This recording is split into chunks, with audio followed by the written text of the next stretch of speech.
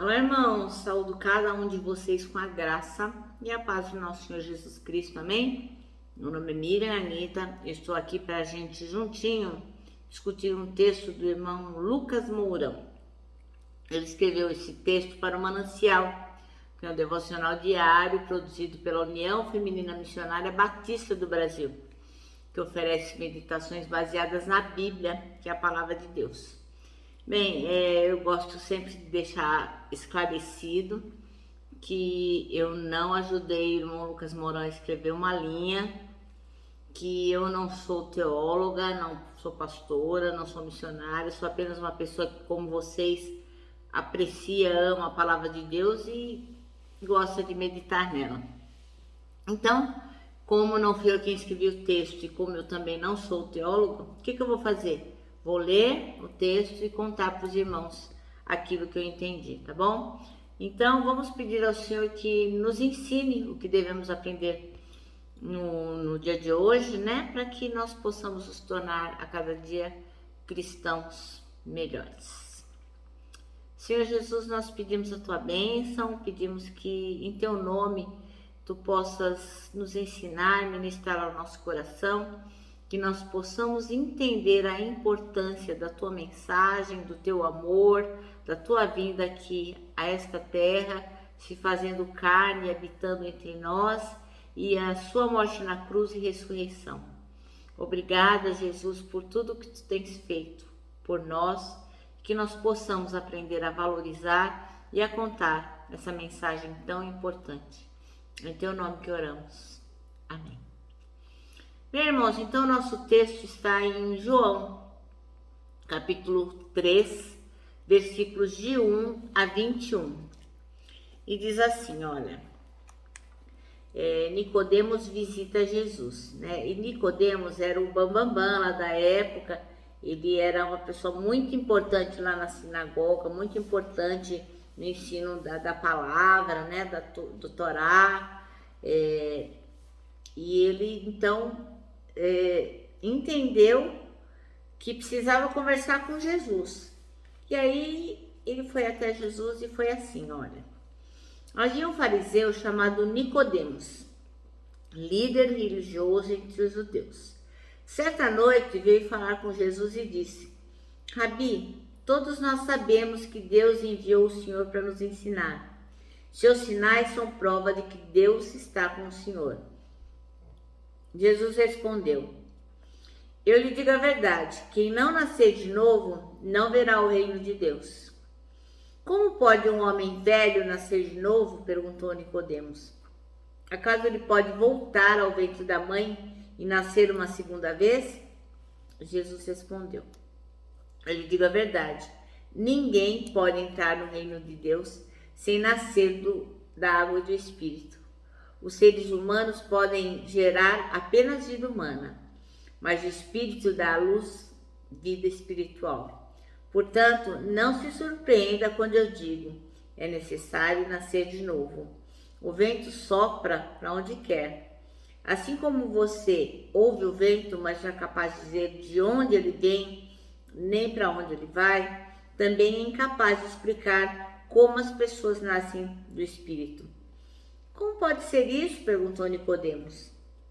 Jesus respondeu: Você é um mestre respeitado em Israel e não entende estas coisas? Eu lhe digo a verdade. Falamos daquilo que sabemos e vimos, e no entanto, vocês não creem em nosso testemunho. Se vocês não creem em mim quando falo das coisas terrenas, como crerão se eu falar das coisas celestiais? Ninguém jamais subiu ao céu, exceto aquele que de lá desceu, o Filho do Homem. E como Moisés no deserto levantou a serpente de bronze numa estaca, também é necessário que o Filho do Homem seja levantado para que todo aquele que nele crer tenha a vida eterna. Porque Deus amou tanto o mundo que deu seu Filho único para que todo que nele crer não pereça, mas tenha a vida eterna. Deus enviou seu Filho ao mundo não para condenar o mundo, mas para salvá-lo por meio dele. Não há condenação alguma para quem crer nele. Mas quem não crer nele já está condenado por não crer no Filho único de Deus. E a condenação se baseia nisto. A luz de Deus veio ao mundo, mas as pessoas amaram mais a escuridão que a luz, porque seus atos eram maus. Quem pratica o mal odeia a luz e não se aproxima dela, pois teme que seus pecados sejam expostos. Mas quem pratica a verdade se aproxima da luz, para que os outros vejam que ele faz a vontade de Deus. Amém? Bem, irmãos, então vamos lá, né? Agindo para anunciar o Evangelho. E o versículo-chave que o irmão Lucas Mourão escolheu é o versículo 16, que é um dos versículos mais conhecidos da Bíblia, né? O versículo de João 3,16 é o versículo mais conhecido. E diz assim: porque Deus tanto amou o mundo que deu seu Filho unigênito, para que todo aquele que nele crer não pereça, mas tenha a vida eterna. Ora, a pergunta que não quer calar é assim: você ama o Senhor Jesus de todo o seu coração? Ama de verdade? A Bíblia diz que a gente não vive para nós mesmos, a gente não vive para si mais, mas para o nosso Rei Jesus. A gente, quando reconhece quem Ele é, o que Ele fez, a gente passa a viver para Jesus Cristo. E Ele nos confiou uma missão assim, mega, ultra, master importante, que é anunciar o reino de Deus, né? Então a nossa missão é anunciar as boas novas do Evangelho, né? As boas novas de que Jesus veio ao mundo, esteve aqui entre nós, se fez homem, pregou, viveu, morreu, ressuscitou, uma morte terrível, que foi morte de cruz, para quê? Para que nós pudéssemos ter vida. Então, em nome de Jesus Cristo, as pessoas são libertas do pecado e elas voltam a ter aquela intimidade tão importante com o Pai. Por quê? Porque são transformadas por Ele. Antes, não tinha acesso livre ao Pai, né? Os nossos pecados nos separavam de Deus. Mas agora, através do sangue de Jesus, da morte dele na cruz, uma morte terrível, Ele nos limpa de todo pecado e nós temos acesso direto a Deus. Então, por isso que a gente não precisa que ninguém interceda por nós, porque Jesus Cristo fez isso por nós. Agora, Ele rasgou o véu. A gente não precisa mais de um sacerdote que vá até os santos dos santos levar as nossas demandas, pedir perdão para os nossos pecados. Nós não precisamos de nenhum intermediário. Agora o assunto é nosso com Deus, diretamente. Olha só, linha direta. Olha que maravilha, né? Então a gente precisa colocar o quê? A nossa vida à disposição. A gente tem que falar: ó, Jesus, pode contar comigo. Pode contar comigo, porque a prova do meu amor por você é essa. Eu estou disponível para falar do seu amor, para pregar o Evangelho, para explicar para as pessoas que ainda não te amam, não confiam em ti, a importância que você tem na vida da pessoa aqui na Terra e na eternidade. Para quê? Para que eles também possam fazer como nós estamos fazendo, falando do amor de Deus, do seu perdão, da sua salvação. Ora, para a gente anunciar, para a gente falar, a gente precisa estar seguro e unido com Cristo Jesus, né? A gente não pode perder o foco da nossa mensagem. E onde é que está a palavra de Deus? Aqui, ó, na Bíblia. Então, se nós não oramos, não lemos a palavra, não meditamos nela, enfim, não buscamos a santificação, como é que nós vamos ter condições de manter o foco na mensagem central do reino de Deus, que é: o homem é pecador e precisa de Jesus Cristo para salvá-lo. Mas Deus ama tanto, tanto, tanto o homem que Ele fez o quê? Ele mandou o único filho que Ele tinha para morrer por nós. E olha, irmãos, não é pouca coisa não. Eu sou mãe de filho único.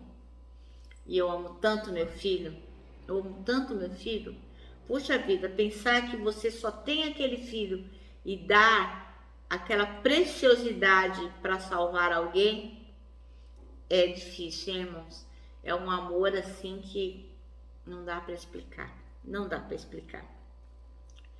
Então temos que compreender que somente se estivermos juntinhos, unidos, conectados com Deus, nós vamos ter condições de anunciar o reino dele para as pessoas e gerar novas vidas para esse reino, né? A partir do anúncio que nós vamos fazendo do evangelho, outras pessoas vão se juntar a nós e outras pessoas vão multiplicar essa mensagem para outras e assim o reino de Deus vai se engrandecendo, né? Então, nesse processo de pregar e anunciar, a gente tem que ter em mente que tem um monte de jeito de se fazer isso. Você pode fazer como a gente está fazendo agora aqui, através de um vídeo, você pode falar individualmente, você pode visitar você pode fazer de diversas maneiras. Mas o que você não pode fazer é deixar de falar de Jesus. Nós precisamos encorajar sempre uns aos outros para quê? Para pregar o evangelho, porque a gente não perca o foco, né? Porque muitas vezes a gente pensa assim, eu já aceitei Jesus, o resto é resto, né? Então eu não preciso falar de Jesus, eu não preciso me comprometer com as suas coisas, eu não preciso ler sua palavra, é o que me basta. Não, irmãos, nós temos que ser obedientes, como diz aquele hino, né? Nós temos que crer e observar o que Cristo mandar, né? Porque para a gente poder anunciar a sua palavra, primeiro ela tem que estar em nós, introjetada em nós, no nosso coração. Todo mundo precisa ouvir que Jesus Cristo é o nosso Salvador, que Jesus Cristo é o nosso Senhor. Muitas pessoas estão falando do amor de Deus, apresentando a mensagem do Evangelho e acabam levando as pessoas a crer em algo que a Bíblia não fala.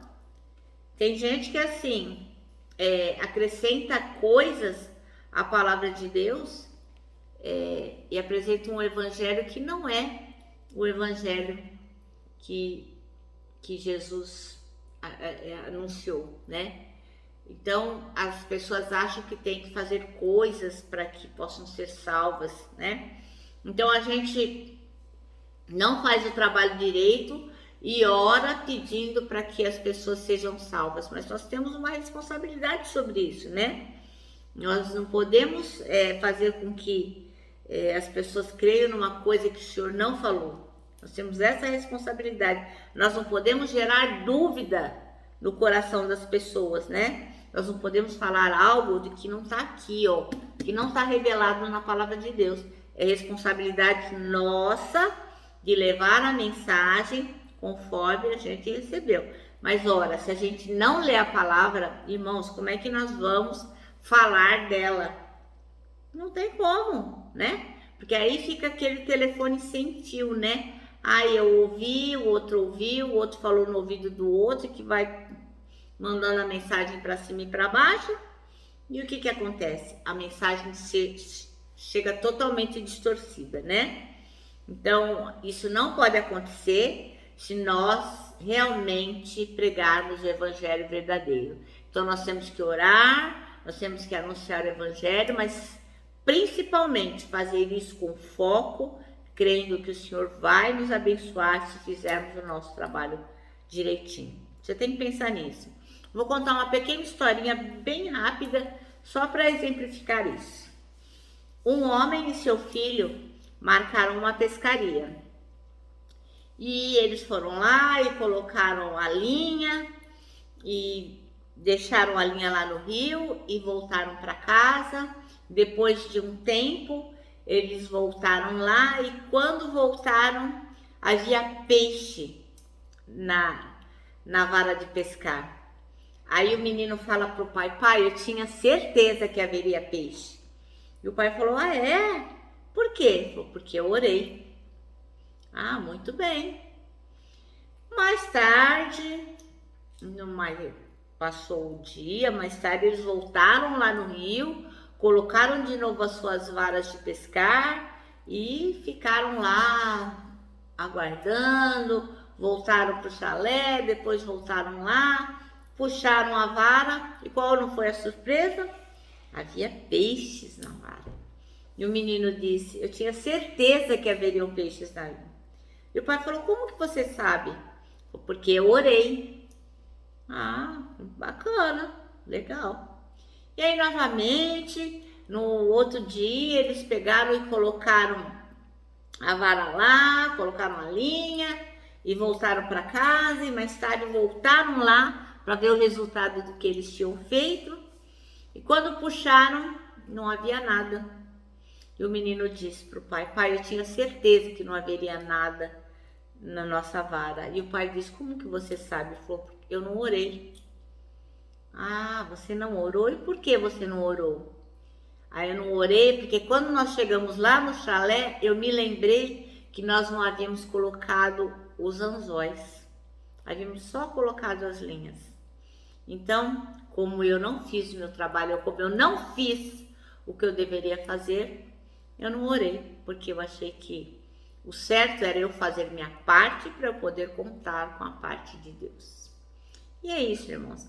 É uma pequena ilustração, mas que diz o quê? Nós temos que agir anunciando o reino. E certamente o Senhor vai nos abençoar. Mas temos que orar em cima daquele trabalho que nós estamos fazendo. Não adianta só falar assim, ó, Senhor, salva o pecador perdido e ó, não fazer nada, tá certo?